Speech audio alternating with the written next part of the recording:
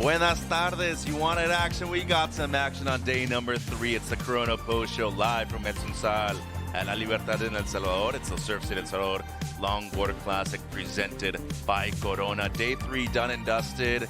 Pretty speechless about what we just saw today in terms of some of the highest level of longboarding going down for both the men and the women. Mitch, Sam, and that's the wax head over there. Gentlemen, we have a lot to talk about on the Corona Post Show, but starting with you, Matt, what a day. What really stood out for you? It was the style, flow, and grace that the women really embodied. I think they kicked off with a bang this morning. Khalees, that first heat, really slow, coming back with some really stylish transitions, and a buzzer beater from Chloe Calmon. We thought it was going to be one of those heats that just didn't provide, and it did towards the end. So really happy to see some amazing goofy footers progress on the women's side of the draw.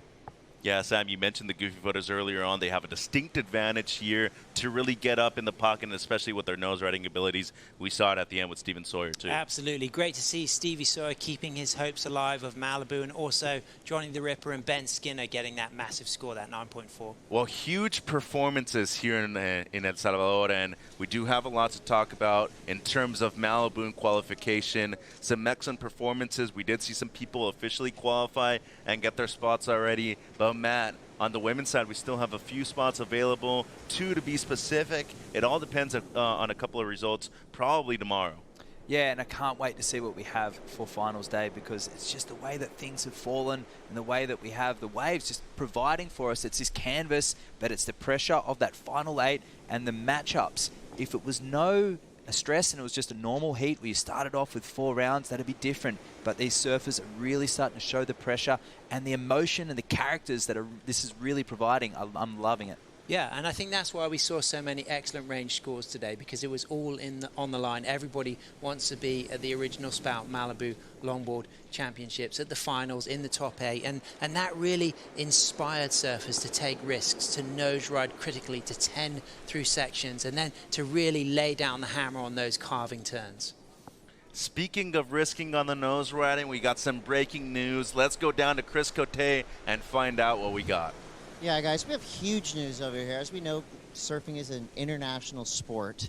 And for the first time ever, a surfer representing the Philippines has made the WSL finals, the longboarding classic going down at Malibu. JR, you've just made history, my friend. Congratulations. Thank you so much. This is the dream, the Philippine surfing community's dream.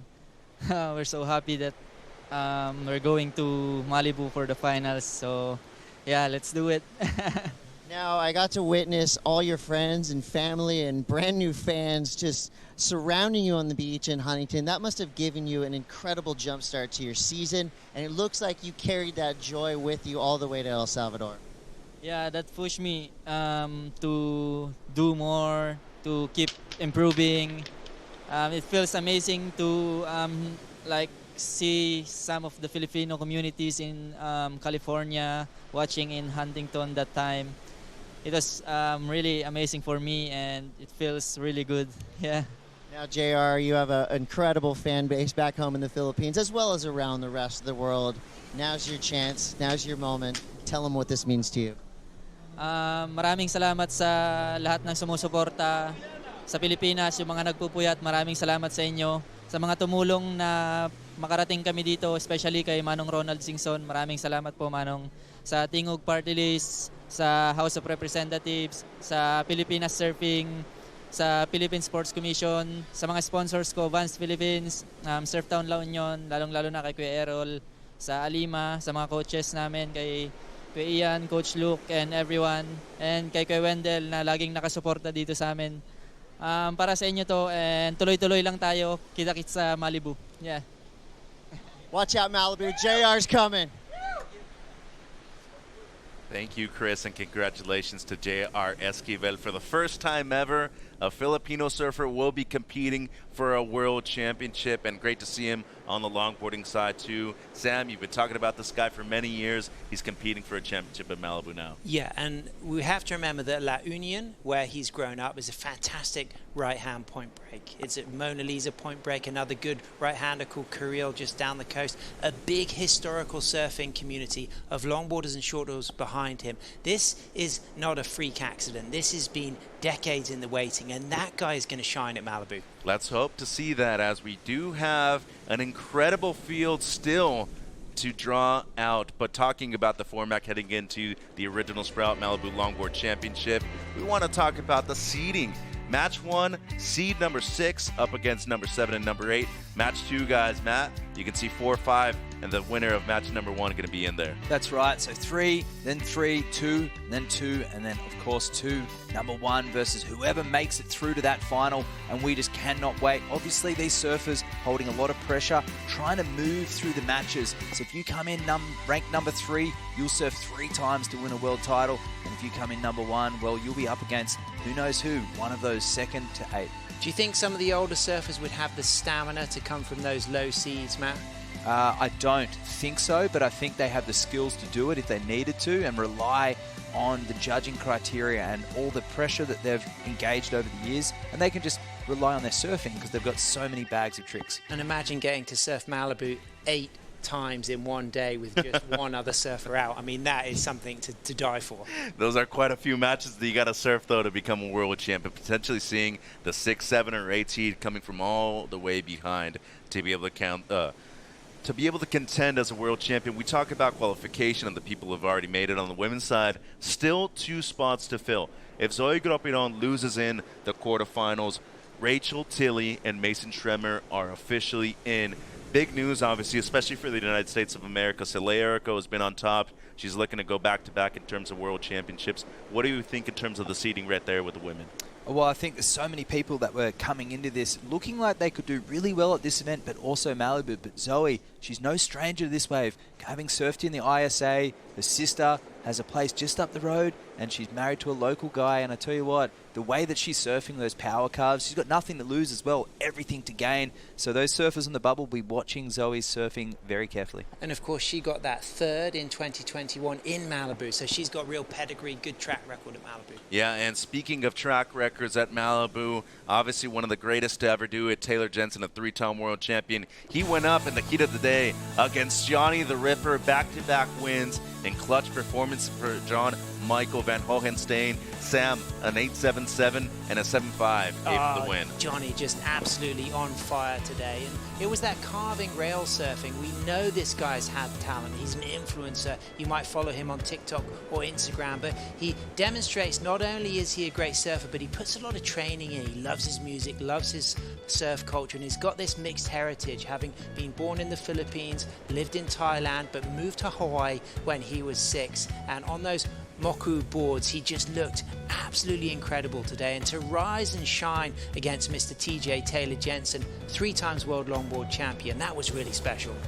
There was the speed, talking to the head judge about those scores and how it was differentiated, and it was just how he carried through every single moment of that wave. It was the perfect timing.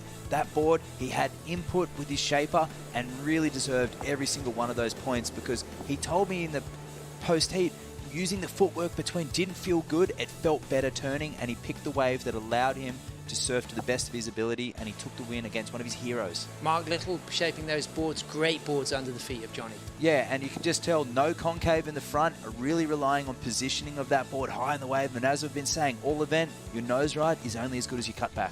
Man, how are those numbers? 16.27 to 16.1. It's not every day you get to beat Taylor Jensen with an excellent heat total. Speaking of excellent heat totals, nearly there. Rachael Tilley taking down Tully White in women's round of 16, heat number 6, a 15.33 heat total. Drop donated this one too, Sam.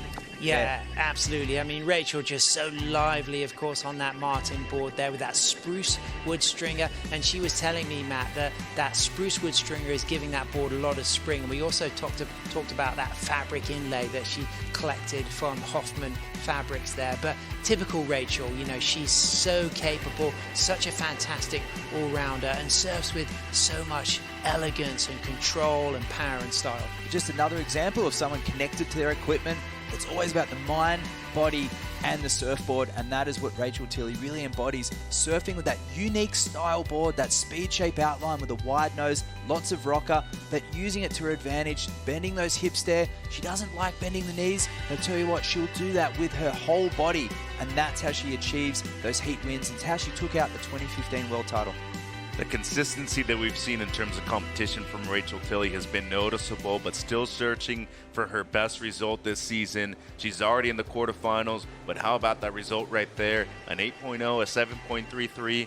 But as always, Sam, it's been the quick start for Rachael that has garnered her the wins. Yeah, she always has a quick start. Great heat strategy, learned so much from her father, Glenn. Of course, you know, regular in the San Clemente area. And Tilley's experience from living in Australia as well will continue to play into her favor. She's got that maturity now, so she can combine those surfing skills with that mental game. And I think she could be a real hot favorite to win here in El Sunzal. And definitely not an easy task to be able to defeat Tully White in conditions like this. Coming from Sydney, Tully had a great performance in the opening rounds, not able to do it right here. And speaking of our final rounds, we do have a potential finals day for tomorrow. And moving forward, as we're looking into the women's bracket right now, some excellent matchups heading into the quarterfinals. Obviously, Rachael Tilley, one of the standouts, but Zoe Gropiron, also somebody who spent a lot of time here. She will be in quarterfinal number 2, going up against 3-time world champion Honolua Blomfield. Honolua's style in the last few events has really flourished. Her hands super relaxed. She's got a really good support crew here with her dad Kalohe and her boyfriend Clay,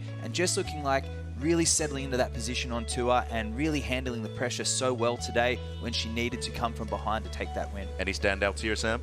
Oh, I really have enjoyed Sophia Culhane all season. I love the way she surfed last year in Malibu. She lost in the final to Soleil Errico, but of course, Chloe Calmon, the goofy footer. You know, I'd really like to see a goofy footer in Malibu going for that world title, challenging the regular footers. And of course, we just finished the men's quarterfinals. Stephen Sawyer defeating Cole Robbins into the semifinals now. A great bracket right here, gentlemen. Kaniela Stewart going up against Britain's own Ben Skinner. But how about Johnny the Ripper against Stephen Sawyer, Matt?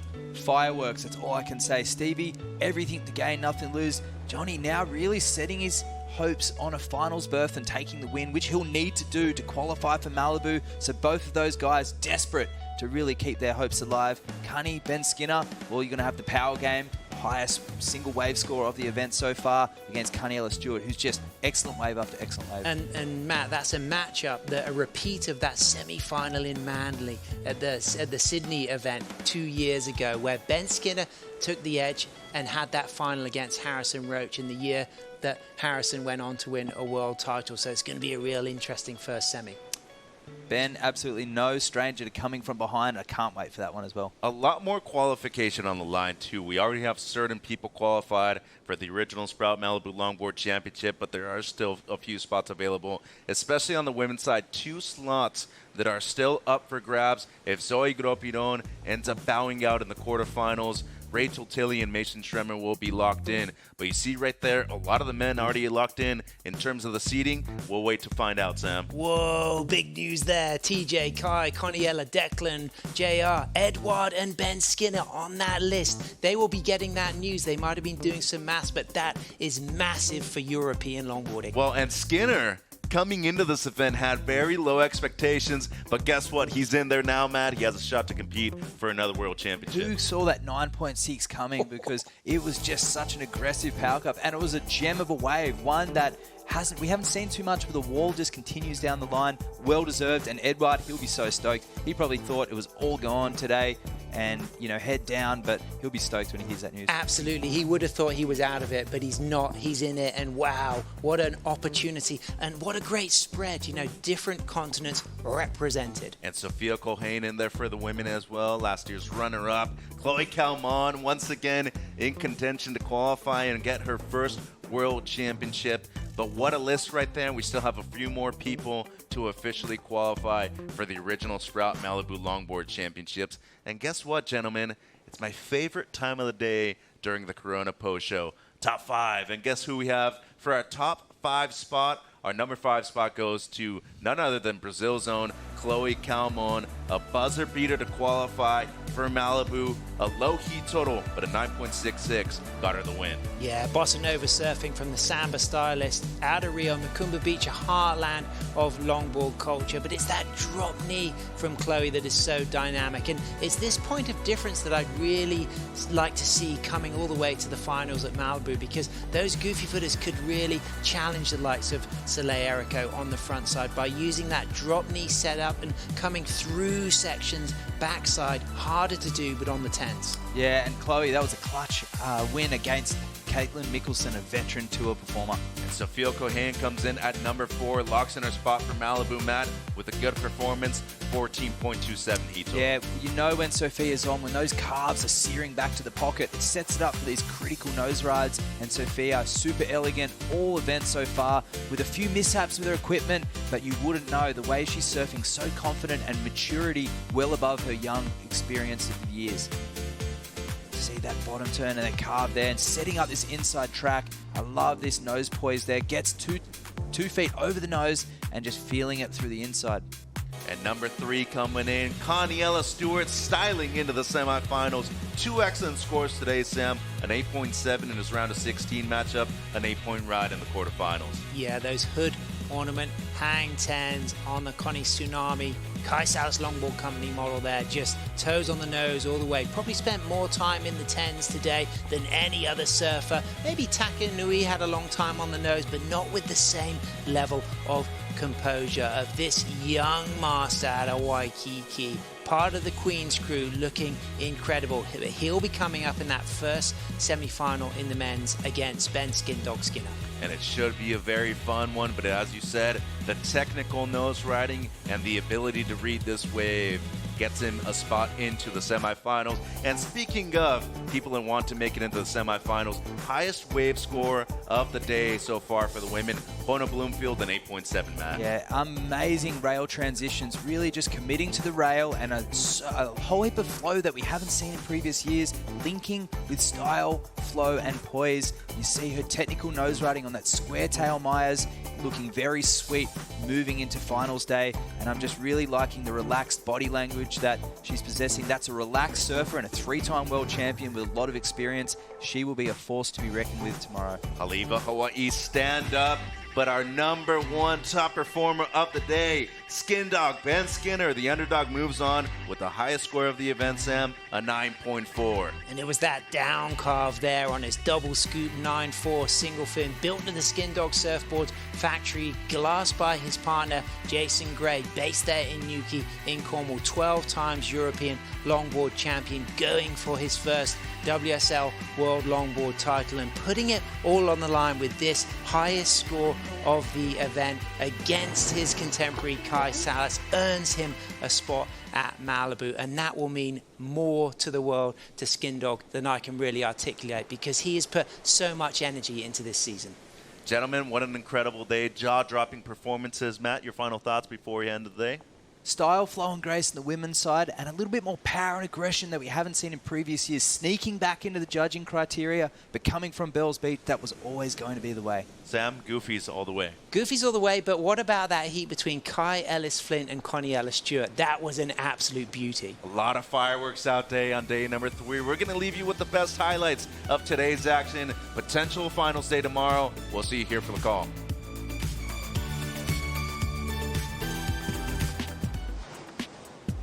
Buenos dias and welcome to the Surf City El Salvador Longboard Classic, day 3 of competition.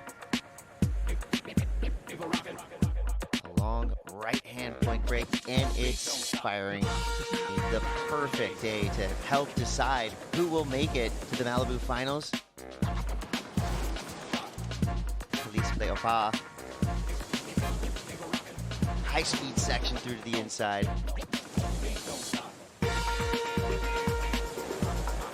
Little airdrop there, adding to the excitement.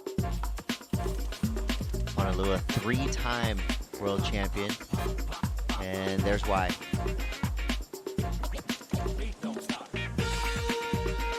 Superior performance by Zoe Gropiron. How was the composure right there? Rachael Tilly hanging all 10 toes over. Soul arch her way down the line. Maria Fernanda Reyes.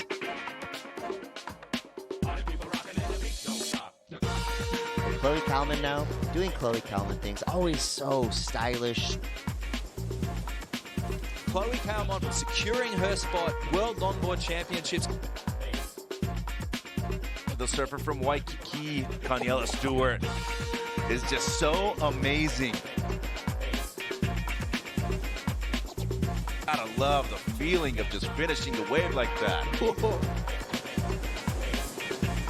Kevin Scavana up and riding, toes on the nose, into the 10. The goofy footer from Southern California. The no leash again, strong way back right there. That was radical. Strong nose riding right there for Takayama. Kai Salas.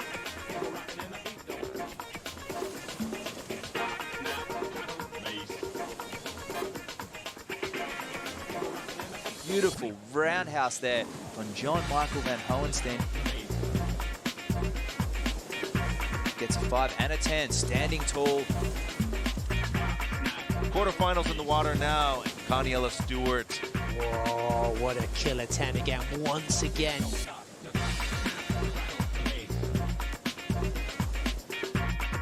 Kaniela Stewart, our first semifinalist, is set.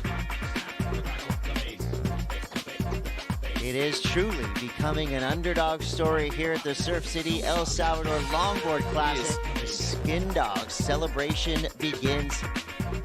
This copyrighted event broadcast is produced by the World Surf League for broadcast around the world and may not be retransmitted, reproduced, rebroadcast, or otherwise distributed or used in any form without the written consent